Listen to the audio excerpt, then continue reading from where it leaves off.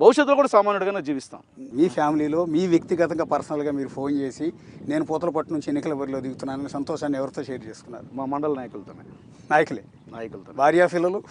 వాళ్ళకి కుటుంబంలో రాజకీయ నేపథ్యం తక్కువ. ఓకే, అయినా కూడా హ్యాపీ థింగ్ కదా ఇది. హ్యాపీ థింగ్ పెద్ద అంటే పొజిషన్కి వెళ్తున్నారు. మా కుటుంబంలో మా నాన్నగారు కానీ నా వైఫ్ ఉద్యోగిని. సో ఇట్లాంటి పరిస్థితుల్లో వాళ్ళతో ఈ రాజకీయాల గురించి ప్రస్తావన తక్కువ ఉంటుంది. ఇంటికి ఫోన్ చేశా, బట్ మండలాలకు సంబంధించినటువంటి, ఎందుకంటే నేను ఇప్పుడు ఇక్కడ డెడికేట్ అయ్యా. వాళ్ళ విశ్వాసాన్ని నేను చూరగనాల.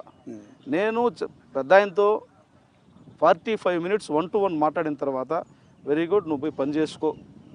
ఇక్కడ అనౌన్స్ చేసేదానికి 1.5 నెల ముందే నన్ను 1-to-1 పిలిపించి మాట్లాడారు.